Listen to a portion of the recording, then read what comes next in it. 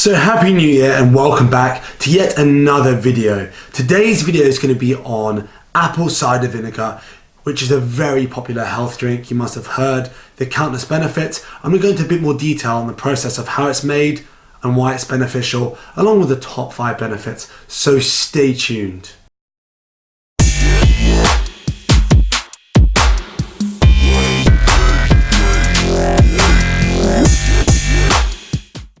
First of all, you're probably wondering, where's my beard? The beard had to go, the beard looked weird, the beard's gone. If you look on my Instagram, if you're not following me already, Adam Scott M, there's a picture of me going as Denny Zuko from Greece. So I had to shave it. Yeah, I could have done something a bit more original, but it's a bit short for time, and yeah, you know what happens then. You do what you most look like. Like I said, it was that or Freddie Mercury, and Denny Zuko is just a bit cooler than Freddie Mercury. I didn't want to get, terrorized. So apple cider vinegar is made in a 2-step process. The first process, they expose the crushed apples to yeast and ferment the sugars, which turns it into alcohol.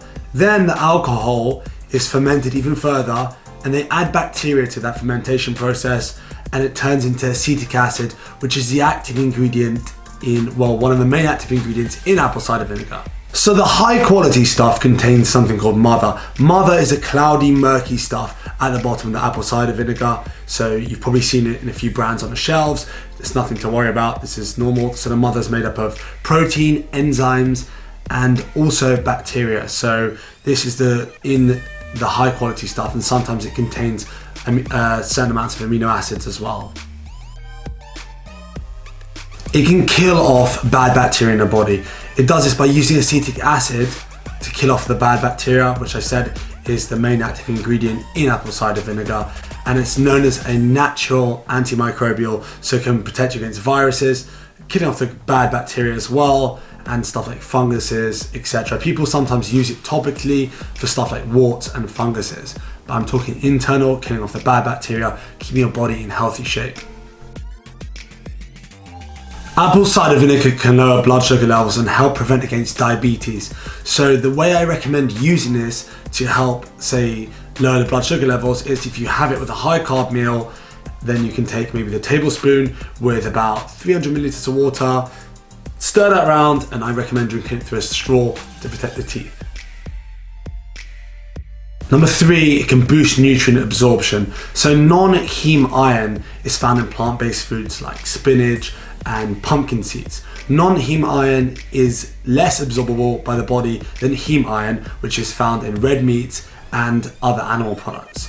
So what apple cider vinegar can do is help the absorption of non-heme iron. So if you add maybe a teaspoon of apple cider vinegar to a dressing, maybe you have it with spinach and some pumpkin seed, if you want to up your iron and you want to up the absorption of that non-heme iron. So very good news for vegans and vegetarians alike. So number 4, this follows on from my previous point as well. So it can increase energy, and it can do this by helping the iron absorption. And iron is critical in getting oxygen to your muscle cells, which help produce energy. So sometimes if you meet someone that's low in iron, or if you've been low in iron yourself, you probably understand that you suffer from chronic fatigue, and it can also lead to stuff like insomnia. So it's kind of you chasing your tail, trying to become more energetic, but not being able to because you can't sleep, and obviously because you're low in iron as well, and your body's not producing energy in the same way. This is probably one you're going to probably be like, wait, how does it do this? So it helps with acid reflux and digestion. So most people think that acid reflux is basically when you have too much acid in your stomach. It's actually when you don't have enough stomach acid in your body to digest the food. And because of apple cider vinegar's pH being about 3.075, it mimics that of stomach acid, which is about 1.5 to 3.5. So when it mimics its stomach acid, it allows your body to digest the food a lot better, which leads to less acid reflux. The way I suggest to take apple cider vinegar or drink apple cider vinegar, don't want to say take, is add about 1 to 2 tablespoons, 2 tablespoons being a maximum, to a glass of water I like to do it first thing in the morning. You can do it before your first meal, and I'd suggest drinking through a straw, like I said earlier, to protect your teeth.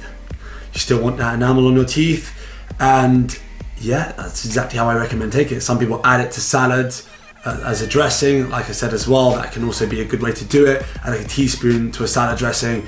It flavors up well, adds a really good flavor, and also you get all the digestion benefits as well. So win-win. And like I said, I suggest getting the apple cider vinegar from Bragg's. It's completely up to you where you get it from. Anything that's unpasteurized and also organic preferably as well, so you're getting those organic apples, because you don't know, like if they're not using organic apples, for instance, the skin could be sprayed and you could get all sorts of contaminants even, all sorts of chemicals within your apple cider vinegar. So none of that. And I'll drop the link below to everything, but that's how I suggest taking it. If you've got any other suggestions on how you take it or how you like to use it, comment below. Some people mix it with bone broth and they use it to break a fast, which is also a good idea. I tend to have it in the morning, and I have it in the morning with a teaspoon, well, half a teaspoon of salt and half a teaspoon of cream of tartar as well, which is pure potassium, so it becomes like a mineral drink and it helps keep me hydrated. I'll show you exactly how to make that drink in a video shortly. It'll be a very short video, but I'll explain the benefits of everything going in there and why I use the potassium, why I use the salt, and why it's so good for fasting. It's basically super hydrating, but yeah. So those are my 5 top benefits. If you enjoyed this video, give it a massive thumbs up. I promise you, the best content is yet to come, and I'm going to be consistent with videos now, I do promise. It's been mad holiday season. I've had some time off, time with the family, time with friends, and I'm ready to rock and roll. So hit that subscribe button if you haven't already, and obviously hit that thumbs up. Great content to come, and until the next video, keep pushing those limits.